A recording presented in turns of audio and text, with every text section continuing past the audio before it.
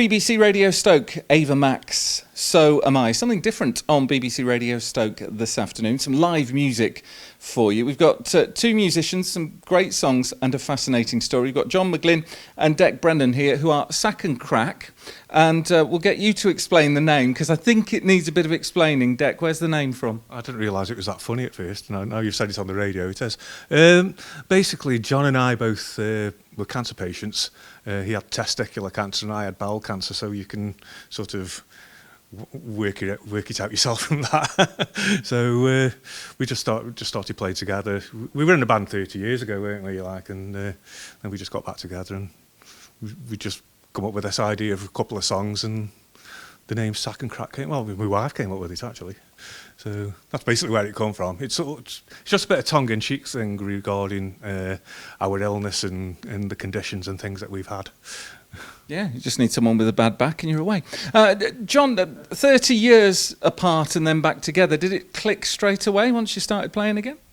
Pretty much, yeah. I mean, it all started with my father's funeral last January, something like that. I asked Decker to play Danny Boy at his funeral because it was his favourite song. And then I recorded, when I wrote The Man From Not Being the one we're going to play for my father. And I said to Dex, can you play West? And he said, oh, we can record it. And then we carried on and got a CD full of the stuff, which was great therapy for the pair of us because, I mean, we were both recovering from surgery and chemotherapy. And we were emailing and messaging videos and stuff. What do you think of this? We're putting it together. Very LA, Longton area. So then, and then we got back together and did it when we were able, really. Started recording. And when we recorded it, we were all hunched over his computer and Lynn came in. Look at you pair, Sack and Craic. And so that's how it started, and we've carried on. Brilliant. Let's hear a bit of music, and then we'll come back and hear more of your story. So, for the first time live, is this? Or have you've not done gigs before? There's a sort of album of music, and we'll talk about that in a moment. Live this afternoon on BBC Radio Stoke, Sack and Craic.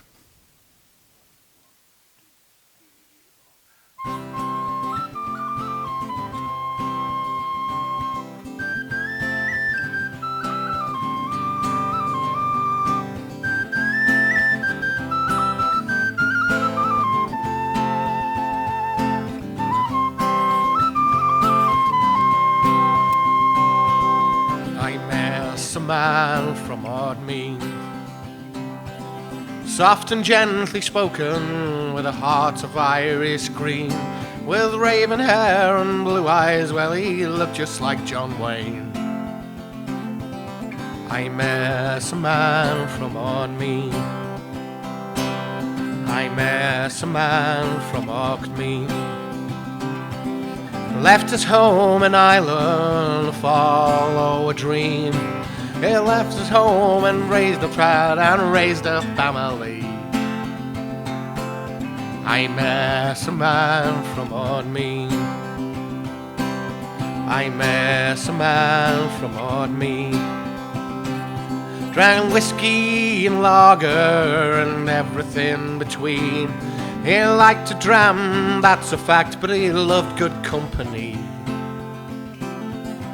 I met a man from Ardmean.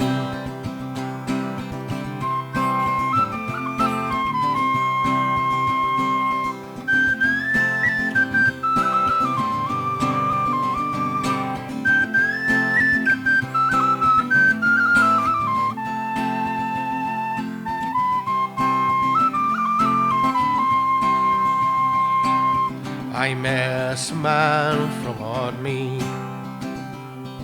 He were like a donkey hewing at the seam, the dust and the dirt that put scars across his back.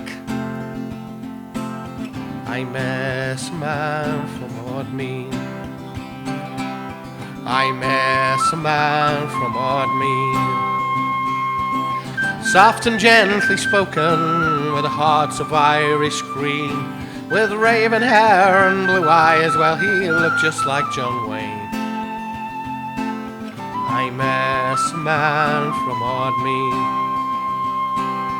I met a man from Ardmean. I met a man from Ardmean. fantastic. I'd clap if I could, but I'm holding a microphone. It's fantastic. Really, and that was a song about your dad, John. Yeah, totally about my dad. Yeah, he sort of, and then, like I say, I asked Decca to play some whistle on it. He said, "Oh, we've recorded this," and I said, "We've got another one," and then we had another one and another one, and you've heard the result with the full CD. So there's a couple of trads and 7 tunes written by ourselves. So. It's fantastic. The whistle. I've got to ask you this, Dec, because you bend notes. How do you do that on a whistle when it's kind of fixed, isn't it? Oh yeah, it's just a matter of way that you can just slide your finger across like the hole and what have you, and it just bends the note a little bit. Yeah, that's like when snooker players go, "Oh, you just hit the ball and it goes in the pocket." I'm sure it's harder than that. I want to talk a bit about your lives, and particularly the last few years of both your lives, because it was illness that brought you together. Dec, first of all, how was it for you when they told you you'd got bowel cancer? Well, in fact, tomorrow is the first anniversary when they told me. It was a bit like one being hit by a bus, and then another one when it's like being a fly on the wall on one of those TV shows, and you're watching somebody else being told that you've got cancer. So it was sort of hit me like a bus, and didn't really actually compute really for another couple of days, to be totally honest. But it was quite bizarre because I was diagnosed on the Friday about 12 o'clock. It's bizarre how you can remember the times. And I got home because it was at Stafford Hospital where they told me. And then I got home about 1 o'clock, and by 1:10 I got phone calls for MRI scans, CT scans, everything was happening all, and that was really overwhelming as well, because it was happening so quickly. So, but I suppose in a way that's the way they have to do it, and they worked really well. And but yeah, it was a very, very difficult few times. I think the worst part was telling my daughter. That was the worst thing, because she'd been away for the weekend with the friends and what, came back on the Monday, so I had to go through it all again with her on the Monday. So it was like a double-edged sword, but basically that was it. And here we are today. And John, in your case, testicular cancer, we don't talk that much about it, really, do we? Well, no, I found it, and then I thought I was a little bit too old for this sort of caper at 56.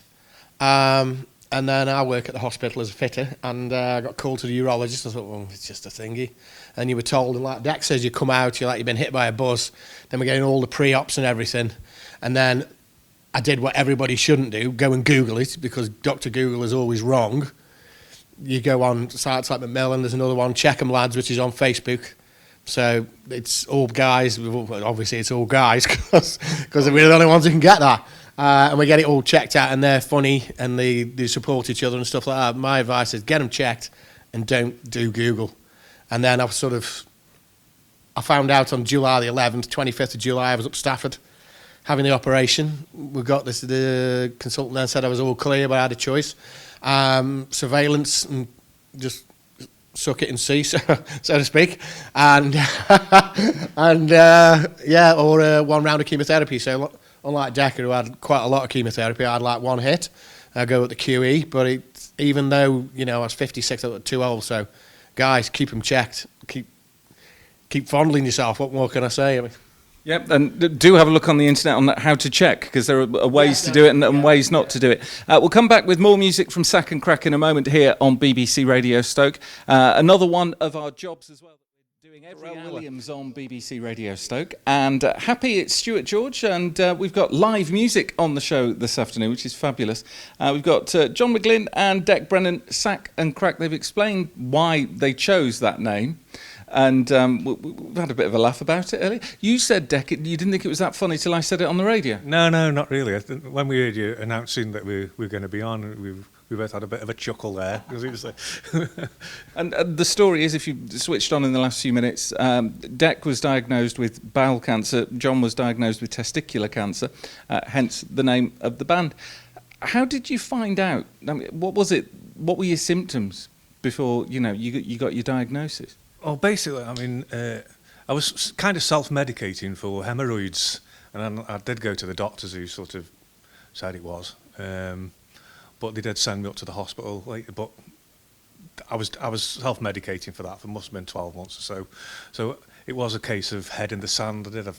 you kind of have an inkling, if you know what I mean. But I think no, the doctor says it's hemorrhoid, so that's what it is, you know. And but when they sent me up to the hospital, and it was virtually diagnosed straight away. Then, you know, from a simple, quite embarrassing examination. And then you've gone through some fairly gruelling surgery and chemo and things, but you were saying during the news it's actually what it does to your head as much as what it does to your body. That's right, yeah, because a lot of people say, oh, you're looking well, and which I'm quite glad that I do, you know, because obviously the last thing you want to be looking is if you're on your last legs. But mentally, it can seriously affect you, you know. Every little ache and pain you get, you think, is it coming back, and all that sort of thing. But yeah, it's just the worry, because obviously we've got 5 years of going back for tests now. I've got my annual one coming up in the next couple of weeks, and you want to go, but you don't want to go just in case something's come back. But I think it's just a matter of getting your head around it more than anything else. But it is difficult. I do empathise with people who really, really struggle. We were quite lucky in a way, because we were diagnosed within 2 or 3 weeks of each other, was it? Something like that. Yeah. And we were able to have a bit of a laugh over it, you know, and we were doing this, which sort of distracted us a little bit. I think if you're just sitting on your own and what have you, it would be quite difficult, but this was really, really good therapy for us. Well, I was going to ask you, John, about the music as a form of therapy. One of the things, they talk about mindfulness these days, don't you? Which, as far as I can tell, is where you concentrate on something so much you forget about everything else. And for me, making music does that. Well, yeah, I mean, it saved us thinking about the cancer and what we're going through. I mean, the day before I had my surgery, I was round Decca's recording. I can't remember what song it was, but we were recording something. And until we'd finished, about 4 o'clock, I wasn't thinking about the surgery. We were thinking about the music, which it just takes his mind, it just takes it off it, because it does play on you all the time. I mean, the first time I got diagnosed, it was like 3 days, you're terrified, and then you're just scared, and then you get it, and time does heal mentally. But like Decca says, we're both about, my test is in August, so about a month after Decca's, so we're hoping that time will heal, and this does as well, because it gives us something to think about apart from that. Time for another tune, I think. What are you going to play us? It's called Castle Jig. OK. This is Sack and Crack on BBC Radio Stoke.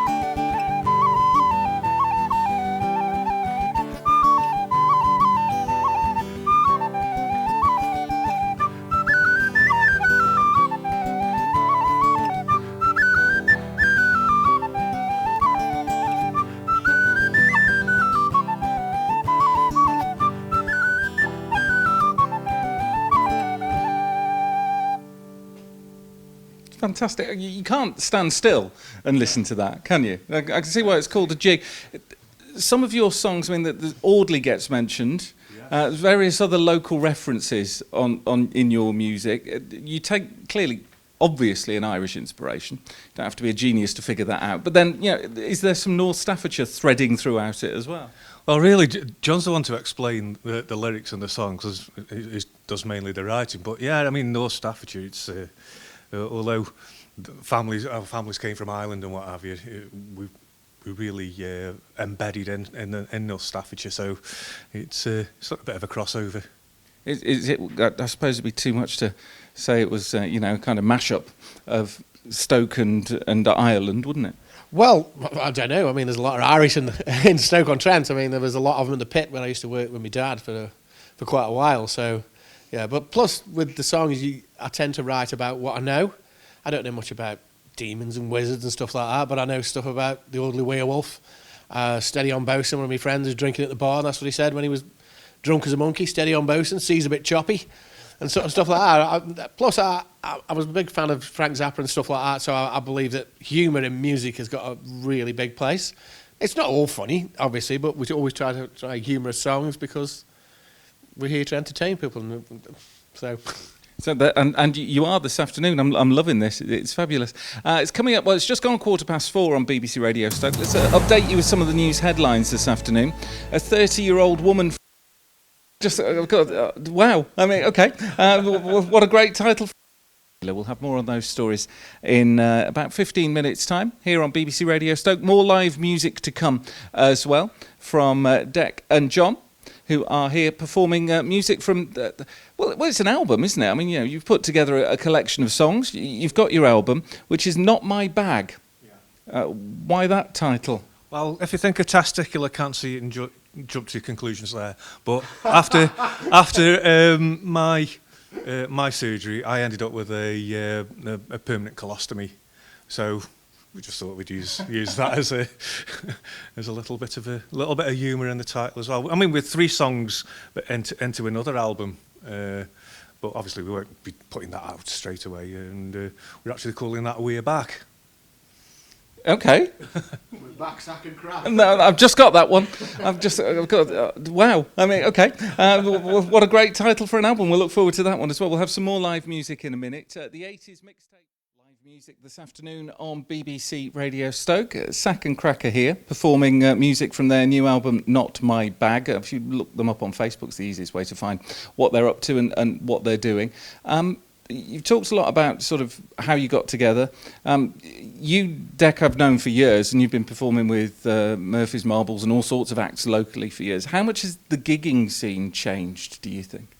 Oh, it's changed massively, especially at a local level. Pubs are closing down, for pub gigs. I mean, basically, the landlords can't make the money. It's pretty sad, really. But it's just changed so much when you actually just drive around the city centre and you're going down, and pubs that were there are just not there anymore, where we used to play long time ago. I mean, there's one just down the road that I used to love playing called the Pint and Pie.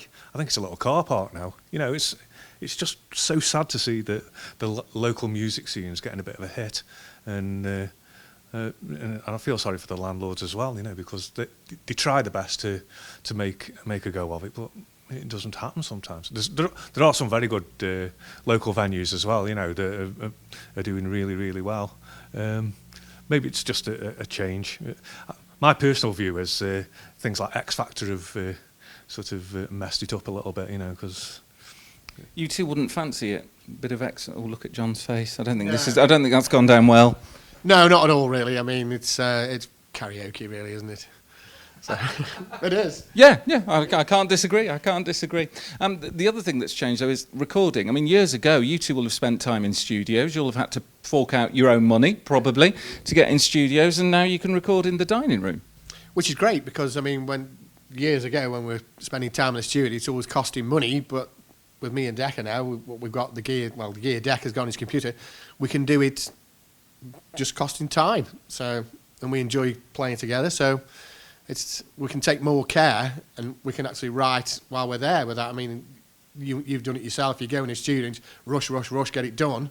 But now there's no rush. I mean, Not My Bag took 9 months. I know we're not in the best shape when we started, but we'd have done that anyway. We would have taken the time. So.